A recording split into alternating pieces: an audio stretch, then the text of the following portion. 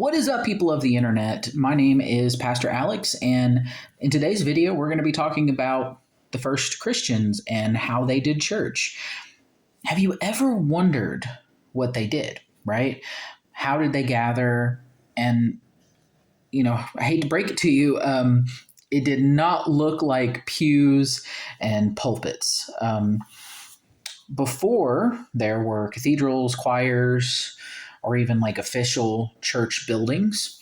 The early Christians met in homes, around tables, and centered their gatherings on shared meals and mutual care.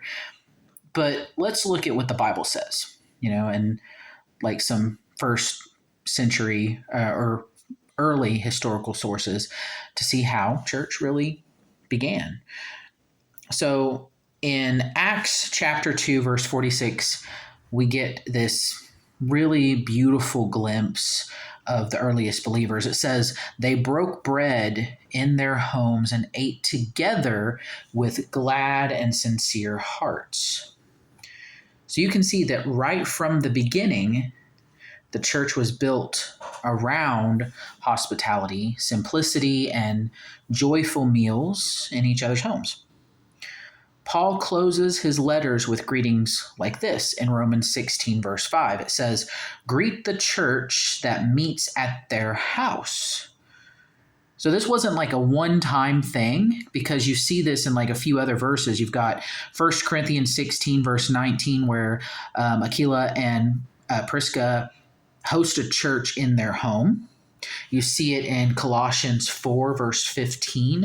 The church meets in Nympha's house. In Philemon, chapter 1, verse 2, it says, a house church again.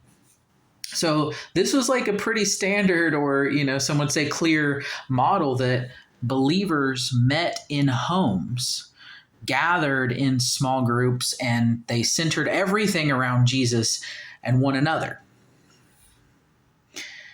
1 Corinthians chapter 14, verse 26 gives us like a picture of how these meetings worked. It says, when you come together, each of you has a hymn or a word of instruction, a revelation, a tongue, or an interpretation. So everyone had a role. Worship wasn't a show. It was like shared participation. They weren't watching someone else do church. They literally were the church. In Acts chapter 2, verse 42, it says, they devoted themselves to the apostles' teaching and to fellowship, to the breaking of bread and to prayer. The breaking of bread likely refers to more than just communion.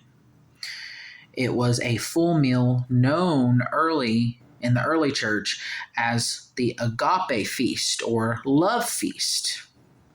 In 1 Corinthians 11, Paul calls out the rich for hoarding food and shaming the poor during these meals.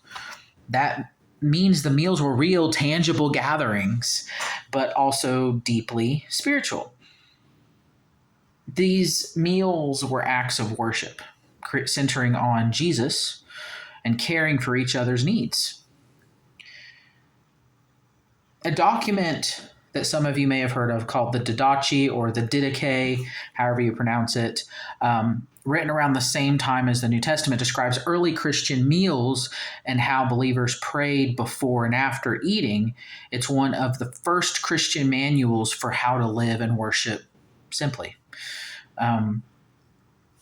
In the early 100s, a Roman governor named, now I'm going to butcher this name, but it's Pliny the Younger, wrote about Christians meeting before dawn to sing hymns to Christ and then gather again later to share a common meal. This shows their gatherings were known for integrity and devotion.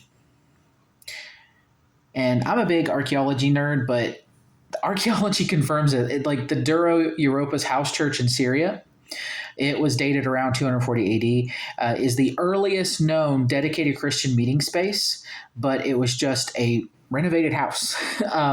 Before that, the church was mobile, right? Relational and rooted in community, not buildings. So what does this mean for us today? The first Christians didn't wait for permission. They didn't need steeples or stages. They gathered where they lived, shared what they had, and made Jesus the center. So maybe you've, felt burnt out by church as performance. I know I've been there. Or maybe you've longed for something simpler, more genuine, more connected. So this is your invitation, right? Your invitation to rediscover the roots of your faith. Because church is not a building. It's people breaking bread, lifting each other up, and following Jesus together. So I want to thank you so much for watching. If this gave you something to think about, let me know in the comments. Like, have you ever experienced a house church? That was actually one of our things that we did in the past as Christ Redemption Church. We did house church there for a little bit. And honestly, sometimes we have the nostalgic feeling for it because it was so intimate, so amazing to be gathered together like that. So have you ever experienced it? I'd love to hear from you. And if you want more content that dives into history of our faith, experiences, anything like that, don't forget to like, comment, subscribe, share, all the things. I'll see you next time. Bye.